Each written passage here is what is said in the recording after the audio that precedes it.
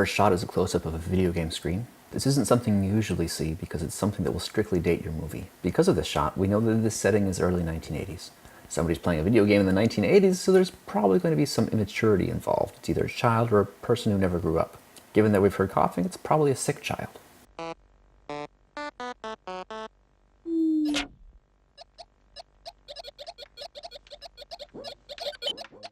Child it is. Full face shot, introduced by the first audio cue. He's almost certainly a main character. Notice the mess being shown behind him in the covers below. He's in bed in his bedroom.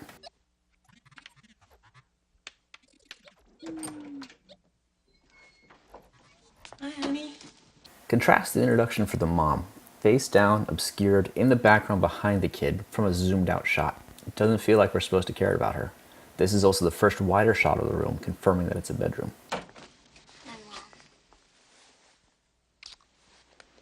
You feeling any better? A little bit. Guess what? What? Your grandfather's here.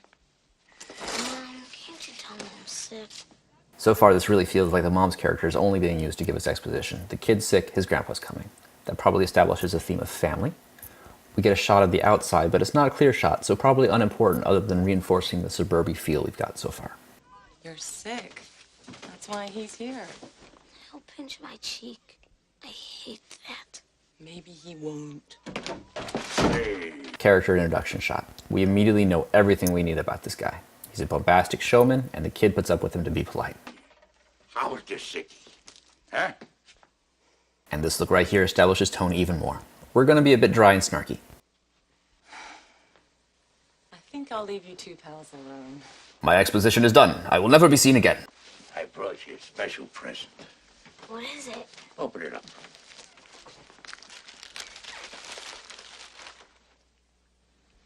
A book?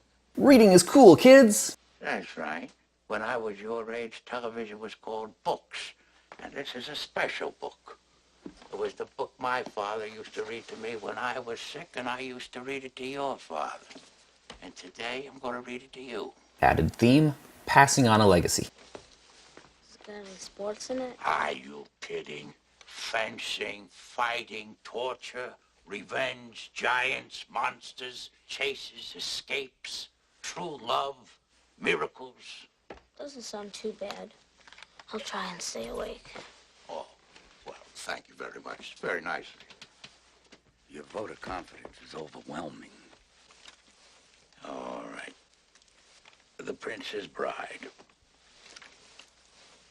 By S. Morgenstern, Chapter 1.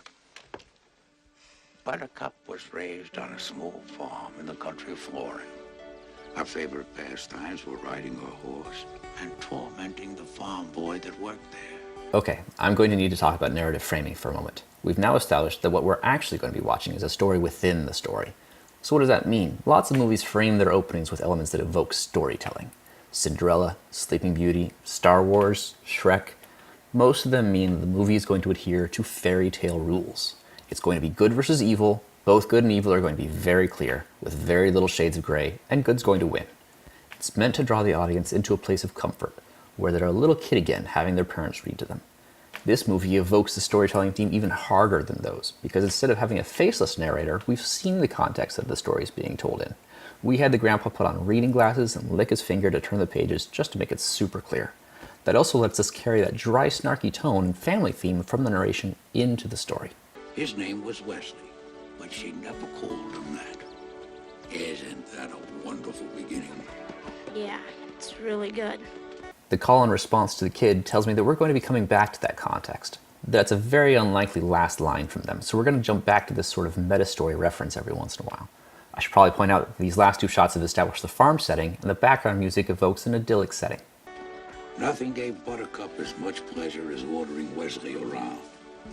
Farm boy, polish my horse's saddle. I want to see my face shining in it by morning. Full face framing with the name, we've got a main character. Kind of snobby, maybe a character flaw will work out. As you wish. Again, a full face framing. This is a nice set of 3 shots. The farm boy establishes that Buttercup is looking at Wesley, then we can show a face shot of Buttercup and then a face shot of Wesley. Our eyes can just move from gaze to gaze smoothly, reading both that these characters are important and that their relationship is important. I just wanted to take a moment to compliment this huff. Very well done. As you wish was all he ever said. Farm boy, fill these with water. Please. As you wish.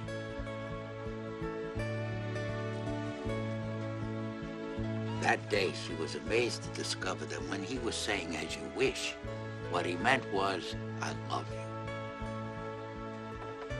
And even more amazing was the day she realized she truly loved him back.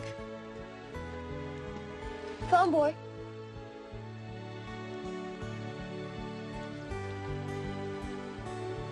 Fetch me that picture. These two do an amazing job of telling a story separate from their lines. Admittedly, they're helped by the narrator and the music and all that, but she does a great job of, oh quick, what can I have him do? I didn't think ahead this far.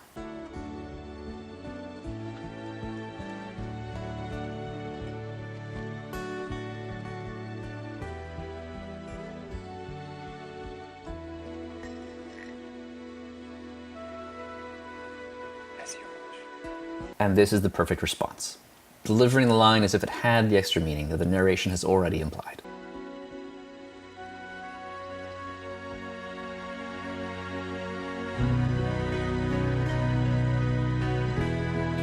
Having this romantic shot here makes it feel we've told our story already. Boy meets girl, they fall in love, they get together. We're running out of time in our first scene, so we really need to find some plot soon. Hold it, hold it. What is this? Are you trying to trick me? And where's the sports? Is this a kissing book? Wait, just wait. When's it get good? Keep your shirt on, let me read. I have a pet peeve about writing pointing out that it's lazy or the characters pointing out that they've been stupid. In almost every circumstance, it's better to just have written it better in the first place. But interestingly, this isn't quite that. This is acknowledging that the story they're trying to tell requires this setup to get going, and sort of subtly taking a dig at people being impatient while providing some humor to break the mood. Wesley had no money for marriage, so he packed his few belongings and left the farm to seek his fortune across the sea. It was a very emotional time for Buttercup. I don't believe this. I fear I'll never see you again. Of course you will. But what if something happens to you? Hear this now. I will always come for you. But how can you be sure? This is true love. You think this happens every day? This is absolutely a callback line. There's no way this doesn't come up again.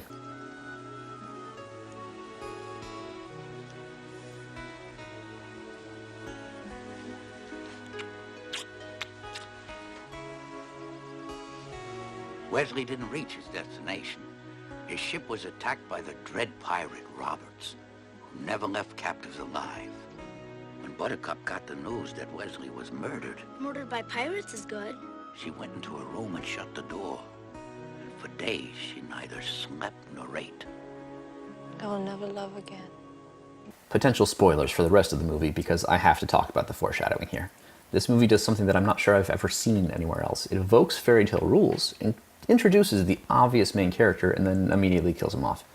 Well, I say kills, but the narrator never actually says that. He says he's captured by pirates that never leave somebody alive. And he says that Buttercup hears that he's dead. It's a subtle distinction, and it's very well done. But from a narrative perspective, this should be pretty obvious. If Wesley's dead, all that introduction for him is just wasted. It only led to Buttercup's heartbreak, and we have no plot. If, on the other hand, we're mistaken about him being dead, we have a wonderfully established plot. If he's really dead, the fairy tale framing is misplaced, the music is oddly placed because it's this sort of bittersweet theme, not doom and gloom, and the fact that we still see him in the scene while we hear about him dying is weird. The framing of this scene isn't that we should grieve over Wesley, it's that Buttercup is. The murdered by pirates is good line takes the sting out of it for us. So every narrative aspect of this last shot is trying to give hints that he might not actually be dead, but they're subtle. So we're not supposed to know he's not dead. We're just supposed to think there might be the option, which means we're going to have to set up a replacement plot to run in parallel until Wesley can come back into the story and have to do something to be reunited with Buttercup. Presumably with an actual villain or obstacle or something, since we don't have one yet. But that's for the next scene. This was an excellent first scene. Well, technically 2 first scenes, but you know what I mean.